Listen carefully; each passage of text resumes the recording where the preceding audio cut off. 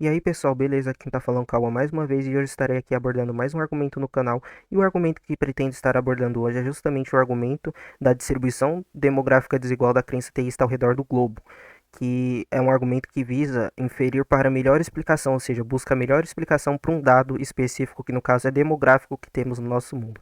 Beleza? Então não esqueçam que o primeiro comentário fixado vai estar aí com o link completo da matéria, com uma exposição mais completa do argumento. O que estarei dando aqui é uma introdução ao argumento, explicando e tudo mais para vocês entenderem o que é, beleza? Então não esqueçam de conferir aí o primeiro comentário fixado e também não esqueçam de deixar o like aí, se inscrever e compartilhar o canal caso gostem do vídeo para estar ajudando o crescimento, beleza?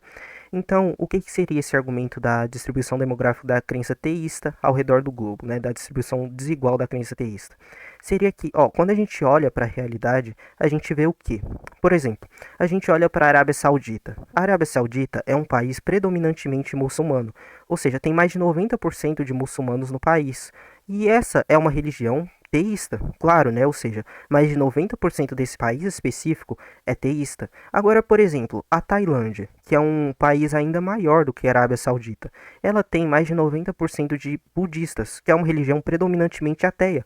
Ou seja, tem mais de 90% de ateus naquele país específico ali, que é a Tailândia, que é ainda maior que a Arábia Saudita. E a partir desses dados que a gente tem desses dois países e de outros países também, o que a gente conclui? Que tem muito mais teístas num país do que em outro. Ou seja, é totalmente desigual, a ponto de, por exemplo, ter 90% de teístas num país e 90% de ateus em outro país. E qual que é o problema disso? O problema é quando o teísta vai lá e postula que há um Deus na realidade querendo se manifestar para a gente ter um relacionamento pessoal conosco. Por que surge um problema a partir disso? Porque caso esse Deus de fato exista e esteja tentando se revelar e ter um relacionamento conosco, é muito mais esperado uma distribuição mais igual da crença teísta pelo mundo. Por quê?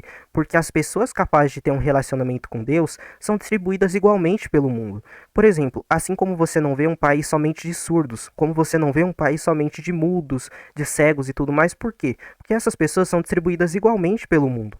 Entendeu? Então, a mesma coisa de pessoas capazes de ter um relacionamento pessoal ali com Deus, elas são distribuídas igualmente pelo mundo. Então, por que que os dados parecem apenas contribuir para uma hipótese naturalista, onde apenas fatores sociais, culturais, econômicos ali estão afetando esses dados, né? Estão fazendo com que tenha muito mais teístas num país do que em outro. Não parece que há um Deus tentando se revelar pra gente e ter um relacionamento pessoal com cada um, com quem esteja disposto a ter um relacionamento com ele, né? Parece que isso não está sendo só afetado por questões naturais ali, naturalistas. E o naturalismo, ele não postula, obviamente, que há um ser que quer ter um relacionamento conosco e tudo mais, por isso que ele prevê melhor esse dado específico na realidade. Dado as especificações do naturalismo, esse dado da distribuição demográfica desigual da crença teísta pelo globo é mais esperado do que onde há um Deus que de fato quer se manifestar para a gente.